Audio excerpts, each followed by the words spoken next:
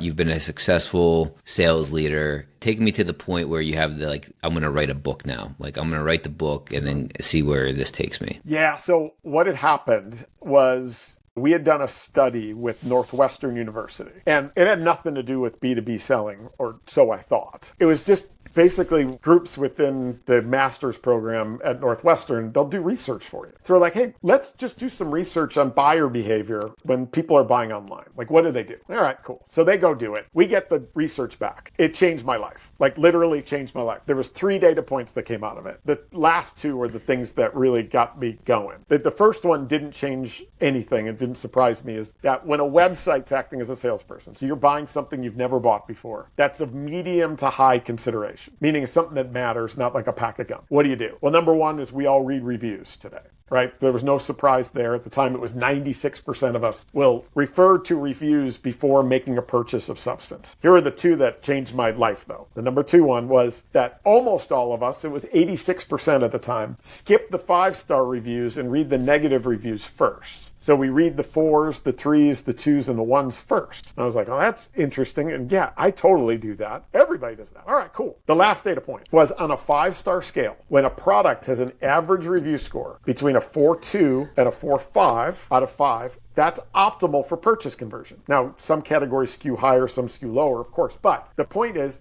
that a product that has negative reviews sells at a higher conversion rate than a product that doesn't have any negative reviews. Like, a product that's got nothing but perfect 5-star reviews sells at the same conversion rate as a product that's got an average review score of around a 3.25, which sucks, right? Like, that's terrible. And so I'm reading that, and then my weird brain does what it always does, is to try to think, we've always thought this, but maybe we should be thinking this. And here was this. I had a whole sales organization in the B2B world, human to human selling, that has been presenting our solutions as though we're perfect. We are a 5.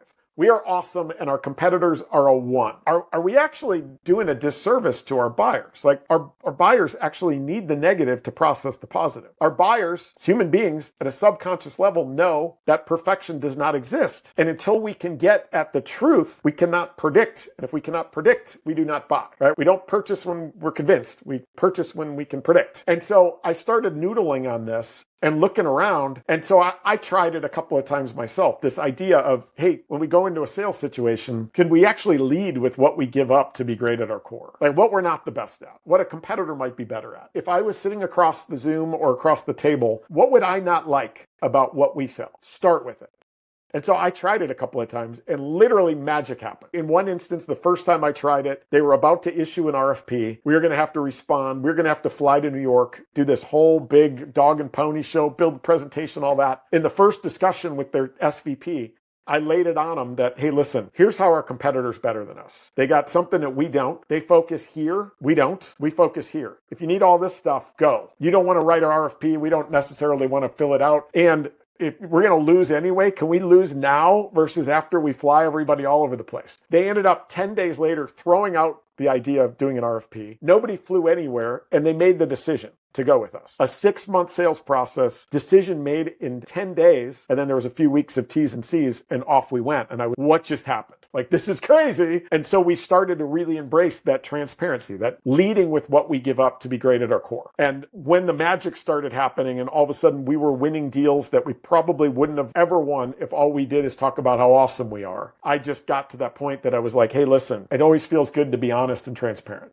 Right? Be a good human, of course. But the real news is it sells better. It retains better. It grows better. It leads better. It negotiates better. Being transparent in that way has magical impacts on every metric that matters in the sales organization. Can we not only make salespeople better at what they do, but improve our perception in the market, get us off the bottom of Gallup's annual ethical professions study where we scrape the bottom along with politicians? Like, wouldn't that be awesome? We should do that. And so that was what really inspired me. I got lots of books. I read lots of books. In many cases, I'm like, I could do a better job than this.